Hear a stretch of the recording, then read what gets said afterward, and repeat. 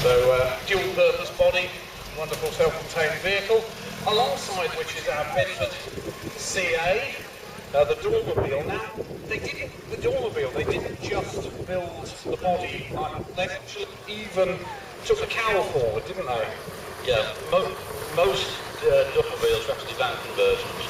This one was designed and built by Dormobile themselves with a fiberglass body since 1969, stubborn earth. And again demonstrates the versatility of a separate chassis. Makes life so much easier. Now we'll move on to our 1953 Leyland Comet Mines Rescue Unit. It's one of 7 which were built. This one went to the Cumberland Mines Rescue Service. That was an emergency tender carrying breathing and rescue equipment for underground rescue operations. Says he's moving even more swiftly on to something which used to be so really common, and nowadays, you blink, they're so rare, aren't they, the Bedford TK? Yeah, a bit less of a now, about 5.2 wood.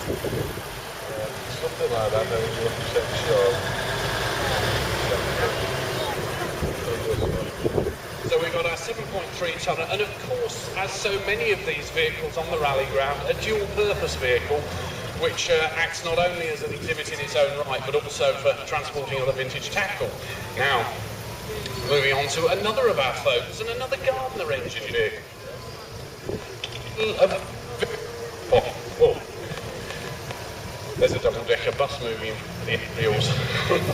Give us a swift potted history, if you would.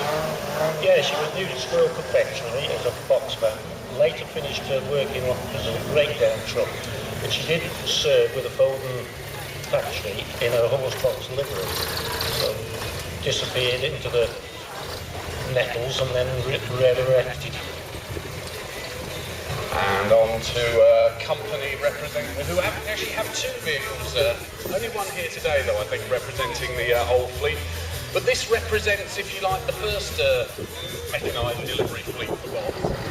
Right, so which have we got here? The F-Series, obviously. What's the F-Series?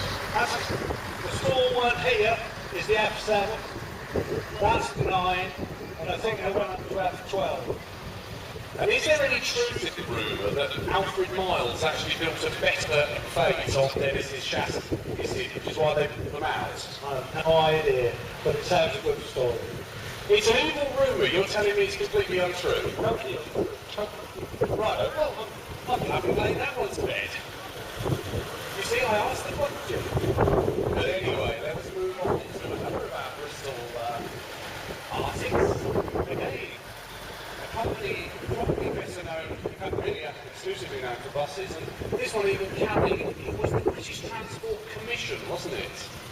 Well, they had all sorts of names over the years. That was just one. Because at one stage they basically ran the railways as well, didn't they?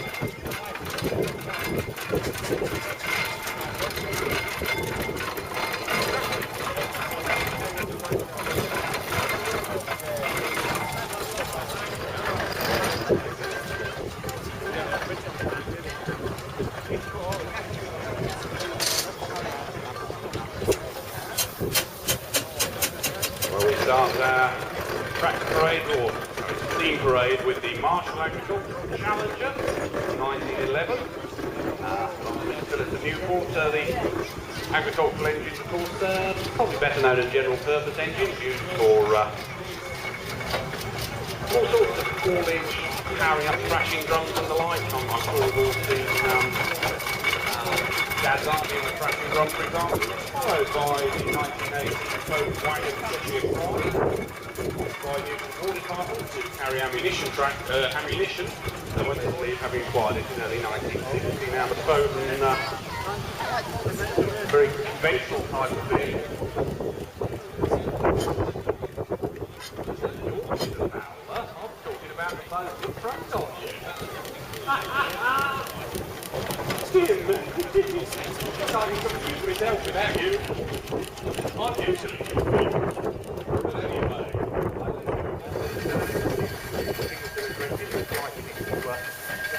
that's like flying past. And also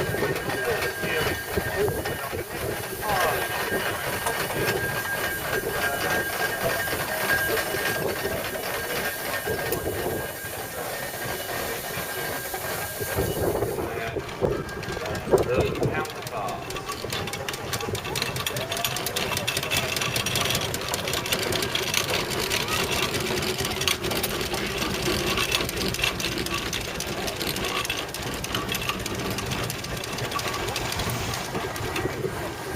Park up and then pop out and have a chat with it. That'll make life so much easier.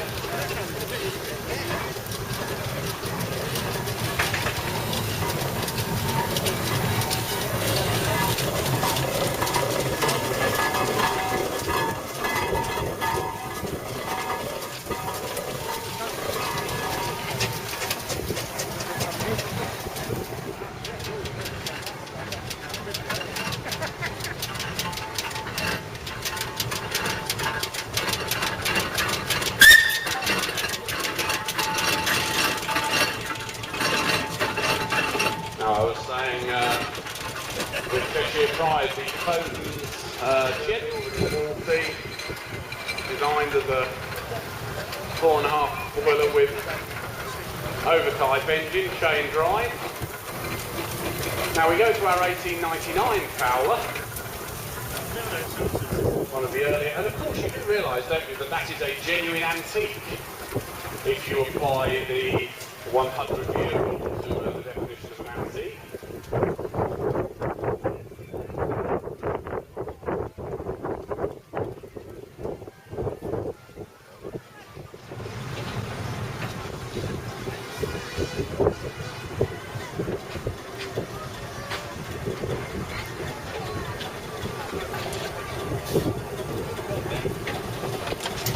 Now we also have one or two examples of the light steam tractor here. We'll keep general for the time being. The light steam tractor came about as a result of... We also have examples of convertible engines, and Lady Hesketh there. In fact, it's not only convertible, but also 2 exhibits for the price of 1, with a steam launch Elfin as well. But if you look closely, you'll notice that the front roll can be detached by unbolting the bracket, and there is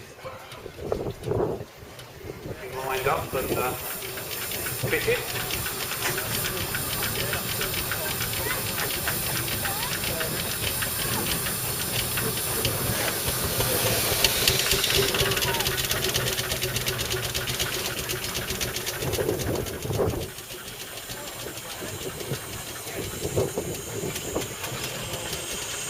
Runs at a higher speed, but also makes much more efficient use of the speed.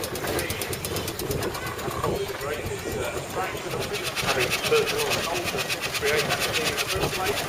Also, make that double tank compound.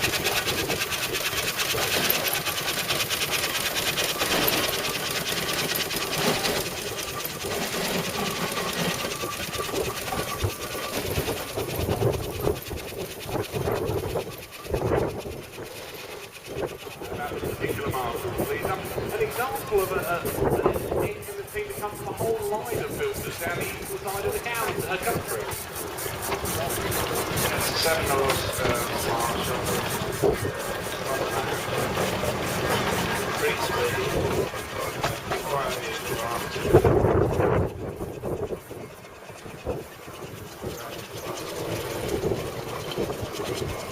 you very much.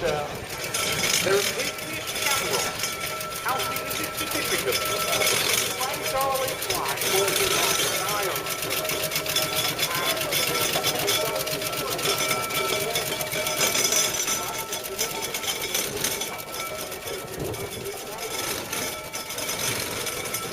Just to confuse a lot of them. Okay, so Why is it in the 80s and did the restoration? thanks very much. And now another of those famous names, Laurel Sexton. In particular case, one known as Cromwell. An altogether heavier duty engine. Now, of course, Showman's engine, however, various other types of engine, agricultural as well, did have canopies fitted, depending on the owner or operator's view on protecting their crew or indeed themselves from the weather. So, race of laurels, no less, as we go to. Oh dear, I really haven't got the energy to chase the engine crews around. This is just... Right, let's move on. Here from Cambridgeshire. Yeah, honestly, I don't really know the history of it. Somebody's driving it. This is what happens, of course, when you get the agency driver on. You know about it, do you? Okay, well, tell us what you know. 1902, And that's about it. Well, go on then. There's facts. Keep going. From 8 years. And they were on a total of 10 engines. And as I understand it, this is the only engine of the 10 to survive. Mr. Nichols then went on to rally this engine, started in 1955, right in the early time of preservation. Stayed within the next family, so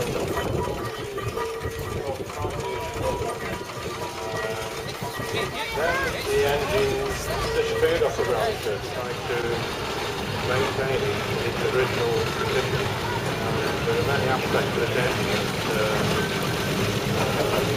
are completely unfit for today's result. So I suppose in sort of museum terms, this is more conservation than preservation. Exactly.